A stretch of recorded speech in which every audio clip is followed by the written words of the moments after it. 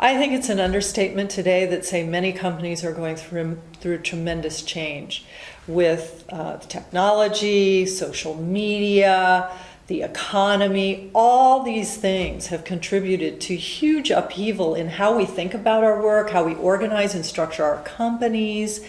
And so what's happened with all this change is a lot of companies have realized that they really need to support their employees and the other people engaged in their company to be able to manage all of this change. And so they often will bring in trainings or coaching or workshops to support people in integrating and be able to manage all this change. But the ironic thing is that very often when I go to a company and I present different things I can do to support their people, the person will ask me, well, this is really good, this 2-day training or this 1-day workshop. These look really good, but can you do this in a half a day? You know, we can't afford to have our people be away from their desk for longer than that because there's too much going on.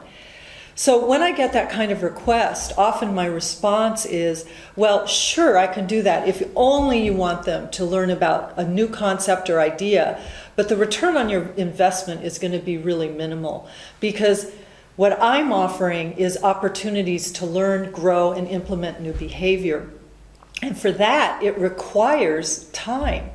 Many of us have this demand that when we see something new, we should be able to know how to do it right now. We should be able to change and integrate it yesterday.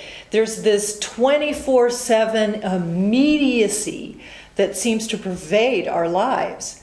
And what we've forgotten is that change takes time. Integrating learning requires a learning curve. And so if people in a company, a manager, a team, want to create change, then what I advocate is then you need to allow for time for it.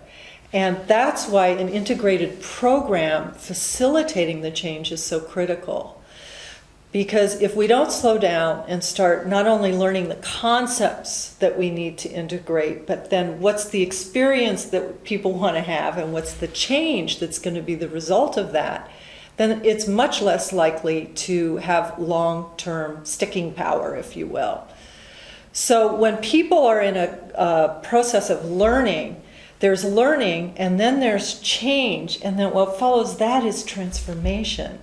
And that's where the real power lives.